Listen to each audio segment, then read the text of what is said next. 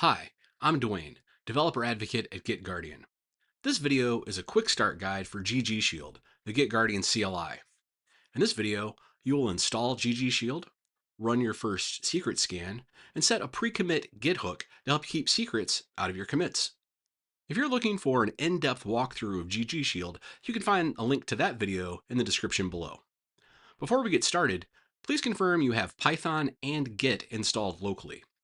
You'll also need to have an active GitGuardian account you can sign into.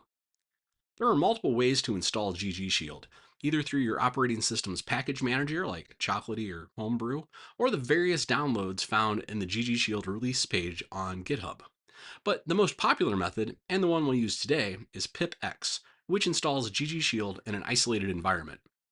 Just type pipx install ggshield and hit enter. In just a few seconds, if everything goes as expected, you should now be able to run the command ggshield. Invoking just the name of the tool will bring up the top level help menu, showing you all the commands and options. Before you can scan for anything though, you will need to authenticate to your GitGuardian account.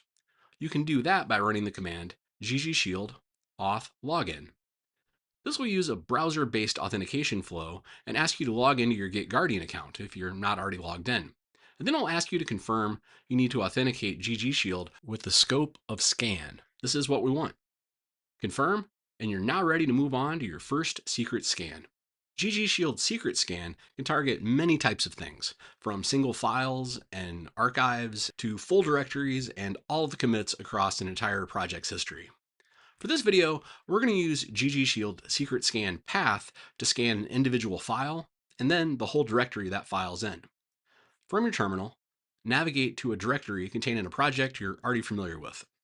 To scan a single file, run ggshield secret scan path and then supply the path to any single file. If any secrets are found, they'll be shown in the terminal output. Next, let's scan the entire current directory and any subdirectories. To do that, use the command ggshield secret scan path -r and then the self-referential dot. -r stands for recursive, meaning it can scan all the subdirectories. Now, if any of the files across the folders contain a secret, all of them will show up on the screen. And finally, let's install a pre-commit Git hook. Just type ggshield install -m local and hit enter. That's all we need to do to install a Git hook called pre-commit in your project's .git/hooks folder. Now, every time you commit locally, GitGuardian will scan the changed code for a secret. If one is found, it will halt the commit process, keeping that credential safely out of your project's history. If you wanted to set this Git hook to run across all the projects on your machine, you could use the option global instead of local.